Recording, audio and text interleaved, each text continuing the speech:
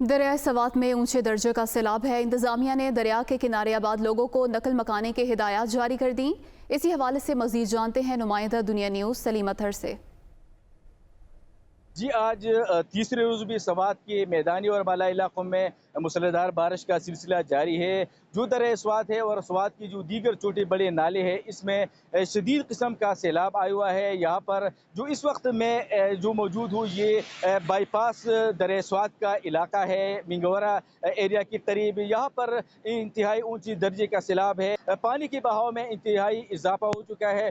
بحرین سے جو اطلاعات موصول ہوئی ہے وہاں پر جو بحرین بازار ہے اس کے اوپر سیلابی پانی جو سڑک ہے اس کے اوپر بہ رہا ہے۔ اس کے علاوہ مدین کا جو سرخ پل تھا جو انگریز کے زمانے کا بنا ہوا تھا وہ بھی دریا برد ہو چکا ہے۔ اس کے علاوہ مدین کا جیل جو کالونی ہے وہاں پر تقریباً 6 سے 8 مکانات کی دریا برد ہونے کے اطلاعات موصول ہو چکے ہیں۔ وہاں پر ہوٹلز کے اور بحرین میں بھی ریسٹورنٹ اور ہوٹل کی دریا برد ہونے کے اطلاعات موصول ہو چکے ہیں۔